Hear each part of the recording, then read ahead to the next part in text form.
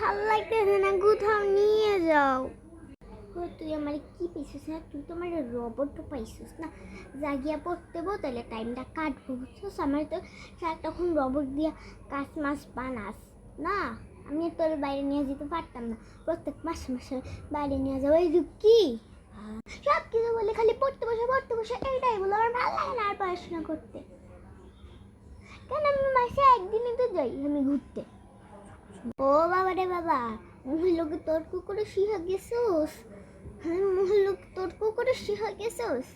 হ্যাঁ, মায়ের মুখে তর্ক করস কেন? হ্যাঁ তোর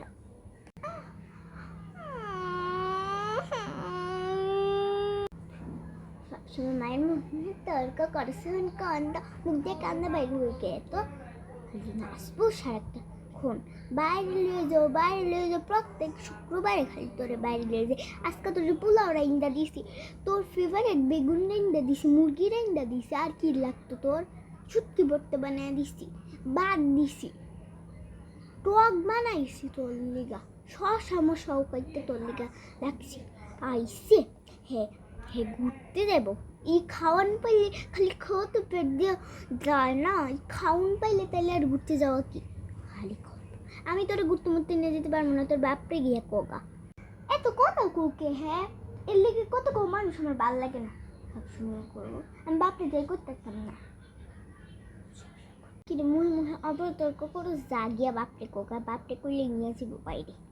পারতাম না কইতে থাক, ঘুরতে যাইতাম না। যা তাইলে গিয়া পড়তে বোকার সামনে। আর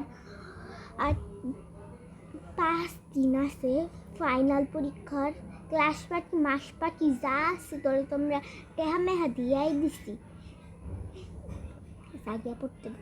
আর 5 দিন পরে তোর ফাইনাল পরীক্ষা। যা, তুই কিছু পারিস না, যা।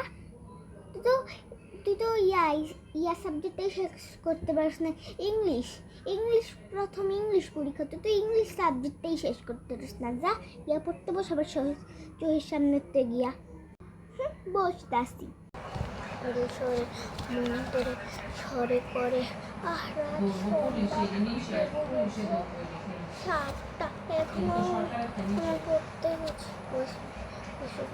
আমার মায়ের পড়তেছে, বিকাল তুলো থাক আর পড়া লাগবো না, মা লেখা দাও।